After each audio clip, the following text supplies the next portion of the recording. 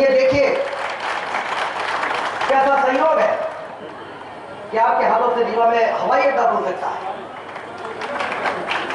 उन्होंने railway station दिया, आपके हाथों से हवाई अड्डा स्वीकृत होकर और काम हो सकता है।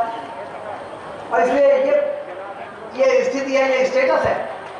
अब इसके आगे काम बढ़ाने का काम आपको करना है। तो मैं आज मंच से ये बात कहने में मुझे कोई संकोच नहीं कि सिंधिया जी जो मेरे मन की बात थी वो उन्होंने कही।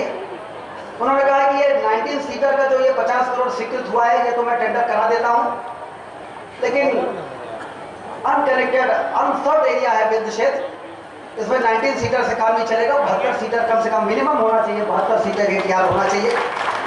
मैंने कहा कि मैं तो सोचा था कि पहले आपके हाथ पकड़ूंगा, फिर हाथ आगे बढ़ाऊंगा, उंगली पकड़ के हाथ पकड़ूंगा, लेकिन आपने तो पहले कह दिया। ATR 72 से नीचे के हवाई जहाज को लोग हवाई जहाज मानते ही नहीं, और इसलिए ATR 72 होगा तभी काम चलेगा। लेकिन उन्होंने कहा कि इसके लिए जमीन 64 एकड़ से काम नहीं चलेगा। 137 एकड़ जमीन अधिकारियों से उन्होंने सारा फीडबैक लेकर रखा था। कम से कम 137 एकड़ जमीन चाहिए। मैं वहां से भागा भोपाल आया, मुख्यमंत्री जी से मिला। मैंने कहा कि एयरपोर्ट खुल सकता है, लेकिन इसके लिए 137 एकड़ जमीन चाहिए यदि ATR 72 उतारना है। तो मुख्यमंत्री जी ने कहा कि ATR 72 क्यों, बोइंग को नहीं उतारते, उसके लिए कितनी जमीन पड़ेगी? मतलब एक से बढ़कर एक। इसलिए मैं कहता हूं कि शिवराज सिंह जी और सिंधिया जी एक और एक दो नहीं है, ये एक और एक 11 हो गए हैं जहां तक रीवा के एयरपोर्ट की स्थिति है। तो उन्होंने कहा कि यदि बोइंग भविष्य में उतरे रीवा में, मैं अभी की बात नहीं करता, अभी तो ATR 72 ठीक है, लेकिन 4 साल 5 साल बाद रीवा में जिस तरह से इरिगेशन, सतना जिले में जिस तरह से इरिगेशन का नेटवर्क, नर्मदा जी का पानी आने वाला है, रीवा से सिंगरौली ये टनल बनने के बाद 2 घंटे का रास्ता बचा है। सिंगरौली में ऐसा कोई इंडस्ट्रियल जायंट नहीं है। PSU के साथ साथ NTPC, NCL और फिर वो तमाम बिरलास और रिलायंस जो बनारस से हवाई जहाज पकड़ते हैं, उनके एम्प्लॉइज 4 घंटे 4.5 घंटे लगते हैं, रीवा आसानी से आ सकते हैं। तो इसलिए तो मैंने कहा कि फिर तो 258 एकड़ लगेगी। सिंधिया जी को कह रहे 137 से कम में करोगे तो फिर मैं आगे नहीं बढ़ूंगा, मेरे ऊपर प्रेशर बना रहे थे।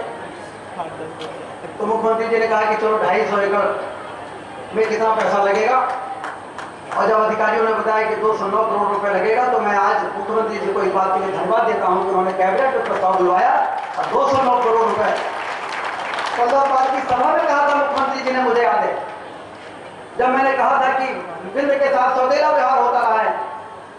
1 रुपए भोपाल, इंदौर, ग्वालियर, जबलपुर को दिया जाता रहा पहले की सरकारों में, तो हमें 25 पैसे भी नहीं मिलते थे, जिसके कारण रीवा का बाईपास की सड़क नहीं बन पाई। पता नहीं कितने लोग अकाल मौत की गाल में चले गए। बाढ़ सागर का बांध अधूरा पड़ा रहा, उसकी किसी ने चिंता नहीं की। हमारा शहर संभागी मुख्यालय होने के बाद भी तहसील से बड़ा नहीं दिखता था। ये जब लोग कहते थे तो हम लोगों के दिलों में तीर की तरह चुभता था कि रीवा जैसा भी रहा हमारा रीवा था, यदि उसको लोग कहते थे बहुत पिछड़ा है, हम लोगों को बड़ी तकलीफ होती थी। इसलिए सार्वजनिक मंच में मुख्यमंत्री जी से मैंने कहा था 1 रुपए यदि भोपाल, इंदौर, ग्वालियर, जबलपुर को दिया जाए तो 1 रुपए हमारे रीवा को भी सुरक्षित कर दिया जाए। तो मुख्यमंत्री जी ने कहा था, और मैंने कहा था कि पाताल में भी होगा तो पैसा लाएंगे। तो मुख्यमंत्री जी ने कहा था कि राजेंद्र पाताल में नहीं जाना पड़ेगा, भोपाल से ही तुमको पैसा दे देंगे जितना चाहिए होगा।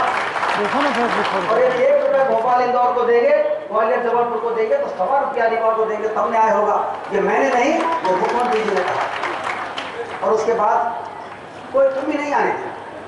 आज रीवा से हरमना, मनगवा से चारघाट, रीवा से सिंगरौली, इतनी बड़ी बड़ी सुरंगें, रीवा से सतना, रीवा से जबलपुर, बाहें फैलाई हुई 4 लेन की सड़कें हमारे क्षेत्र के विकास की तस्वीर को बयान कर रही है।